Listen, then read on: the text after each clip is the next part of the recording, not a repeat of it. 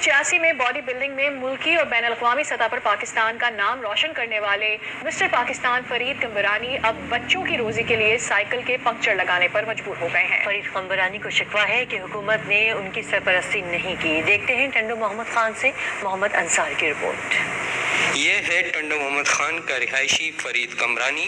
बज़ाहिर तो ये आपको एक साइकिल के पंक्चर बनाने वाला लगता है, लेकिन बॉडी बिल्डिंग के शोबे में मुल्की व गैर मुल्की मुकाबलों में इसने अपना लोहा मनवाया है, लेकिन हुकूमती सरपरस्ती ना होने के बाइस आज ये पंक्चर लगाकर अपना और अपने बच्चों का पेट पाल रहा है। 85 में बॉडी बिल्डिंग की शुरुआत की और मैं मिस्टर क्लब से लेके मिस्टर पाकिस्तान और मिस्टर सिंध मिस्टर पाकिस्तान रख गया और फिर इधर से इंटरनेशनल गया था, गोल्ड मेडल्स हूँ इंडिया में।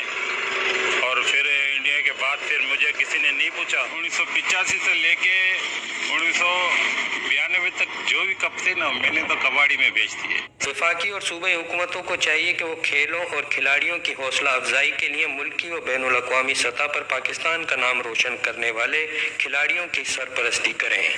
कैमरामैन शकील बालादी के साथ मोहम्मद अंसार, आज न्यूज़, टंडो मोहम्मद खान। ठीक है, खबरें भी शामिल करेंगे लेकिन इस ब्रेक के बाद। आप हमारे साथ रहेंगे।